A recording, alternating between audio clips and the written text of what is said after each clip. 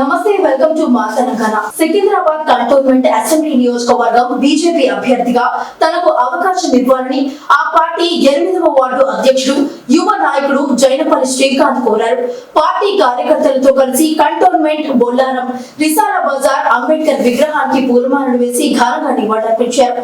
ఈ సందర్భంగా శ్రీకాంత్ మాట్లాడుతూ కంటోన్మెంట్ అసెంబ్లీ నియోజకవర్గం ఉప ఎన్నికల్లో ఎమ్మెల్యే అభ్యర్థిగా తనకు పార్టీ అవకాశం ఇస్తే భారీ మెజారిటీతో విజయం సాధిస్తానని ధీమా వ్యక్తం చేశారు.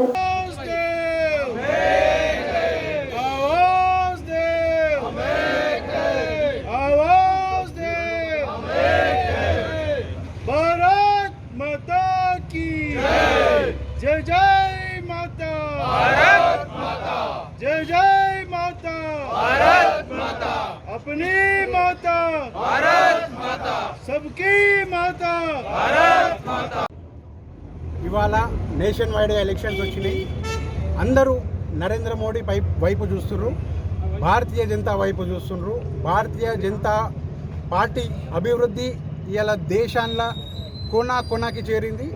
ప్రతి ఒక్క యువకుడు, ప్రతి ఒక్కళ్ళ ఇంట్లో మహిళలు, పెద్దలు అందరూ భారతీయ జనతా పార్టీకి ఓటేయాలని చూస్తున్నారు. అదే భాగంగా ఇవాళ మన మల్కజ్గిరి పార్లమెంట్ నుండి ఈటల రాజేందర్ గారిని క్యాండిడేట్గా డిక్లేర్ చేశారు.